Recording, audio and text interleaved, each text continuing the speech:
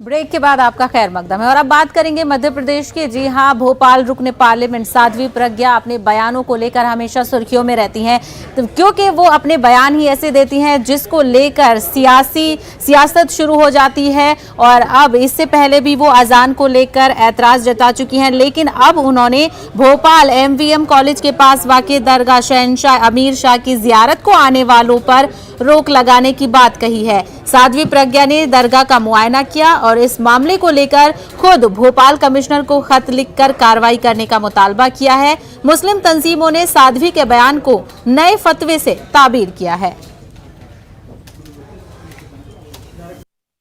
यहाँ 1985 तक मजार नहीं थी, किस सन में बनी और इतना एकड़ों जमीन कवर कर ली। जहाँ अभी अपने पास विषय आया कि इसमें बाउंड्री वॉल कहीं टूटी है और तोड़ करके उसको रोड को चौड़ा किया है, तो हम उसको तुरंत बनाने के लिए कि यहाँ लड़कियाँ पढ़ती हैं और उनको सेफ रखना चाहिए, उनकी सुरक्षा का बहुत बड़ा विषय है।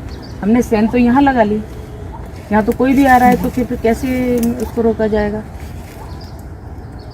विषय तो आप कलेक्टर साहब से बात करिए, फिर मैं भी करती हूँ। और भोपाल का मिजाज तो हमेशा से भाईचारे का रहा है। जहां तक अब मैं एक बात करता हूं, अभी सुना एक कॉलेज के अंदर मज़ारात हैं, तो सवाल ये पैदा होता है कि मज़ारात पहले हैं या कॉलेज पहले बना। तो यकीनन आपको ये बात बता दें कि मज़ारात पहले है, कॉलेज बाद में बना है, यानी हमारी वक्फ की जमीन है। तो यहाँ के मुसलमानों का रवैया हमेशा से ऐसा रहा है, कोऑपरेटिव, इमदाद करने वाला। और किसी जगह पे मज़ारात होने के बावजूद हमने रुकावट नहीं डाली। आज भोपाल की पुलिस लाइन में भी जाएंगे तो जमीन पुलिस लाइन में चली गई, लेकिन वहां मस्जिद अल्हम्दुलिल्लाह कायम है और 5 वक्त नमाज होती है।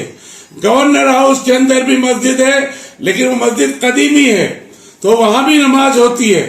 ठीक है, सुरक्षा की वजह से कुछ लोगों को जाने दिया जाता है, कुछ को न जाने दिया जाता है, वो अलग मैटर होता है। इसी तरह एमवीएम कॉलेज की बात जो आ रही है, तो कॉलेज बाद में बना है, वो वक्फ की जमीन है। और मैं मध्य प्रदेश वक्फ बोर्ड से भी कहूंगा कि वो कानूनों को खंगालें और हमारी जमीनों को बहाल कराने की कोशिश करें। ये अगर बात की जाएगी तो बात दूर तक जाएगी। इलीगल कंस्ट्रक्शन कॉलेज का है, मज़ारात का नहीं है, वो वक्फ की जमीन है। और वक्फ की जमीन हमेशा सुप्रीम कोर्ट के बहुत सारे फैसले आ चुके हैं कि वक्फ जो है हमेशा वक्फ रहता है। इसी मामले पर मजीद बातचीत करेंगे हमारे नुमाइंदे मेहताब आलम इस वक्त हमारे साथ भोपाल से बराह रास्त जुड़ गए। मेहताब आलम, प्रज्ञा ठाकुर किन वजूहात की बिना पर ये मुतालबा कर रही हैं?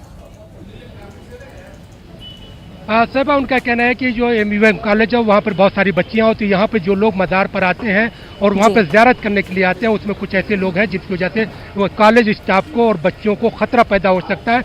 लेकिन बुनियादी सवाल है कि वो एमवीएम कॉलेज की जो बात की जा रही है, वो जो मज़ार है वो कॉलेज कैंपस से बाहर है, वो कॉलेज के अंदर नहीं है। क्योंकि ये कब्रस्तान जो कदीम है, ये नवाब शाहजहां बेगम के ज़माने में 1885 में कायम हुआ है, जबकि साध्वी प्रज्ञा 1985 की बात कर रही है। लेकिन उन्होंने जो कमिश्नर को अपना खत लिखा है, एक लफ्ज़ पढ़िए, उसमें उस बात का वो हवाला नहीं दे रही है जिस बात को ज़बानी तौर पर कह रही है बुनियादी। और फिर मध्य प्रदेश का एमवीएम कॉलेज की बात करें तो मध्य प्रदेश जो है 1956 में बना है और 1956 में ही एमवीएम कॉलेज भी वहाँ पर इस्टेब्लिश किया जाता है। तो कदीम जो कब्रस्तान के बाहर कर कॉलेज बनता है, तो वहाँ पे ज़मीन का बड़ा हिस्सा जो कब्रस्तान की है वो कॉलेज के उस पर है। यहाँ पर जो है अगर किसी भी तरह की कोई चीज़ ऐसी सामने आई थी तो बेहतर ये था कि वहाँ पर जो है दीवार को ऊंचा कर दिया जाए, दोनों लोग अपना अपना काम करें, बजाय इसको करने के। साध्वी ने वहाँ पर आने जो लोग ज़ियारत के लिए आ रहे हैं, नक्शबंदिया सिलसिला के जो बुजुर्ग हैं, शहंशाह अमीरुद्दीन शाह, उस पर रोक लगाने की बात की है, जिसकी वजह से मुस्लिम तंजीमों को सख्त एतराज़ है।